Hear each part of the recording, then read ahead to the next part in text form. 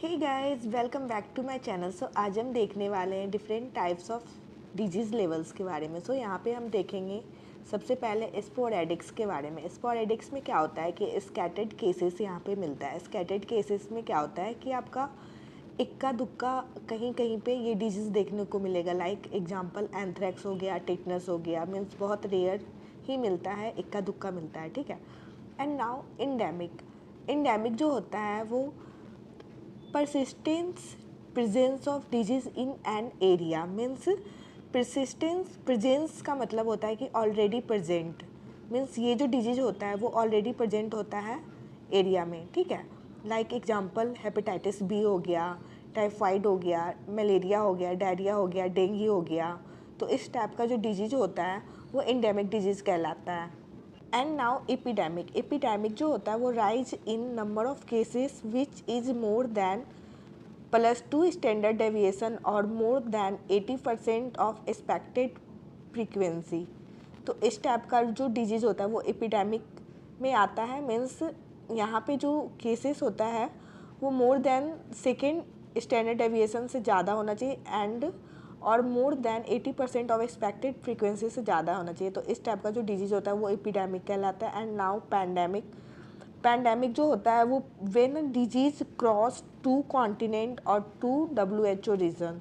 तो इस टाइप का जो डिजीज़ होता है जो कि 2 कॉन्टिनेंट को क्रॉस कर जाता है और 2 WHO रीजन को क्रॉस कर जाता है, वो पैंडेमिक कहलाता है। And now exotics. एग्जॉटिक्स में क्या होता है कि when a disease does not exist in an area और कंट्री, मतलब कि वो डिजीज़ जो हमारे कंट्री में अवेलेबल नहीं है और वो बाहर से आया है, ठीक है। तो उस तरह के डिजीज़ को हम क्या बोलेंगे, एग्जॉटिक डिजीज़ बोलेंगे। Like yellow fever. Yellow fever जो है वो इंडिया में अवेलेबल नहीं है। 10 टाइप्स ऑफ एपिडेमिक और आउटब्रेक। मीन्स हम यहाँ पे एपिडेमिक के आउटब्रेक के बारे में देखेंगे तो ये मेनली टू टाइप्स के होते हैं, कॉमन सोर्स और point source and second is multiple sources. Means epidemic का जो आउटब्रेक है उसे हम दो कैटेगरी में डिवाइड किए हैं। फर्स्ट इज कॉमन सोर्सेज जिसे हम पॉइंट सोर्स भी बोलते हैं and second is multiple sources. And now common sources को हम दो पोर्शन में डिवाइड किए। First is single exposure point source and second is multiple exposure point source. तो सिंगल एक्सपोजर पॉइंट सोर्स में क्या होता है कि एक एग्जांपल के थ्रू हम समझेंगे। जैसे कि सिंगल एक्सपोजर पॉइंट सोर्स में क्या होता है, मान लीजिए हम किसी पार्टी में जाते हैं और वहाँ का जो फूड है वो कंटामिनेटेड है, जिसके थ्रू हम उसे खाते हैं। बहुत सारे जो भी इनवाइटेड पीपल हैं वो खाते हैं उन्हें, और एक साथ सभी जो पॉइजनस कंटामिनेटेड फूड है उससे वो एक्सपोजर हो जाते हैं। एक साथ बहुत सारे पॉपुलेशन उससे एक्सपोजर हो जाते हैं। तो उस तरह का जो सोर्स है उसे हम सिंगल पॉइंट सोर्स बोल सकते हैं, ठीक है। एंड इसका अगर हम ग्राफ देखना चाहें तो वो इस तरह का होगा। हमारा ग्राफ जो है वो इस तरह का होगा। मीन्स सडनली राइज हो जाएगा केसेस, ठीक है। एंड यहाँ पे नो सेकेंडरी वेव, यहाँ पे कोई सेकेंडरी वेव नहीं मिलता है ग्राफ में हमारा।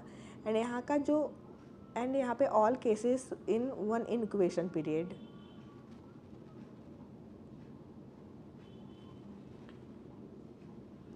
And now multiple exposure point. Multiple exposure point को समझने के लिए हम एक एग्जांपल ले सकते हैं। मान लीजिए कि हमारा कोई टैंक है, ठीक है, जहाँ से हम पानी पीते हैं और वो टैंक जो है वो कंटामिनेटेड है, जिसे पीने से हम इन्फेक्टेड हो जाते हैं और हमें बीमारी हो जाती है, ठीक है। तो एक बार हम उस टैंक से पानी पीते हैं, ठीक है, और फिर हमको दिन में ठीक हो जाता है और फिर कंटिन्यूसली हम उस टैंक से पानी पीते रहते हैं। मीन्स इस तरह से हमें बीमारी हमेशा होता रहता है, ठीक है। तो इस तरह का जो सोर्स होता है वो मल्टीपल एक्सपोजर पॉइंट सोर्स होता है। तो यहाँ पे हम इसका जो ग्राफ है वो कुछ इस तरह से देखने को मिलता है कि हमने पानी पिया टैंक का, ठीक है, हम ठीक हो गए, फिर से पिया, फिर से बीमार हो गए। मतलब एक ही सोर्स है और हम लोग इस सोर्स से मल्टीपल टाइम एक्सपोजर हो रहे हैं, ठीक है। तो यहाँ का जो केसेस होगा वो मोर देन 1 इंक्यूबेशन पीरियड होगा। एंड यहाँ पे जो ग्राफ है, यहाँ के जो ग्राफ है वहाँ पे सेकेंडरी वेव्स फॉर्मेशन होगा, ठीक है।